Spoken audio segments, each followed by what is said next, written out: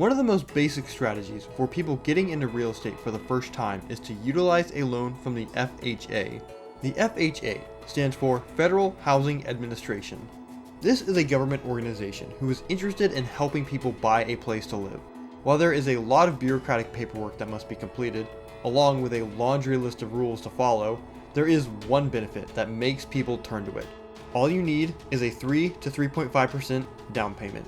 As opposed to traditional 20% down payments that are required for most loans, this allows people to get into the real estate game before needing to save up so much. Now, I mentioned that there were some rules to this. The most important rule is that you actually have to live at the property for around a year. Investment properties won't work, but there's a way to get around this.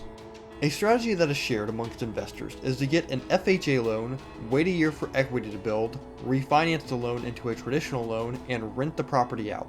With the money you have saved up from the cash out refinance, you buy another property with an FHA loan. After a year, you refinance that loan again.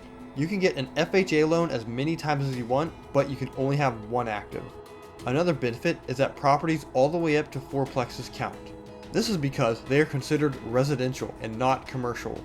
This means that in theory, you could buy a fourplex in year one, putting only 3% down, and do this every year for the rest of your life.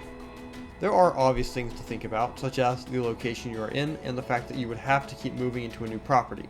There are now new loans that have become available to consumers that allow you to put 5% down, and you don't have to deal with the FHA bureaucracy.